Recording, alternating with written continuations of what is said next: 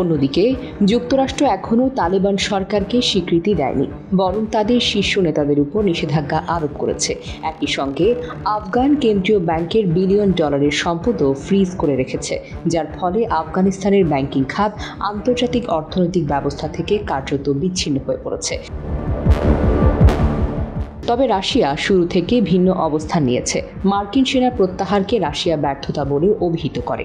এরপর থেকেই তালেবান প্রশাসনের সঙ্গে সম্পর্ক স্বাভাবিক করার উদ্যোগ নেয় তারা। রাশিয়া তালেবানকে শুধু রাজনৈতিক নয়, সম্ভাব্য অর্থনৈতিক অংশীদার ও সন্ত্রাস বিরোধী লড়াইয়ে মিত্র হিসেবে বিবেচনা করেছে।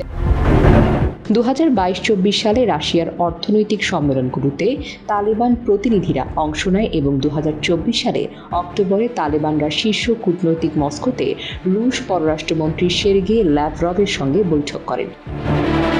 এছাড়া 2024 সালে জুলাইয়ের রুশ প্রেসিডেন্ট ভ্লাদিমির পুতিন তালেবানকে সন্ত্রাস বিরোধী যুদ্ধমিত্র বলে উল্লেখ করেন।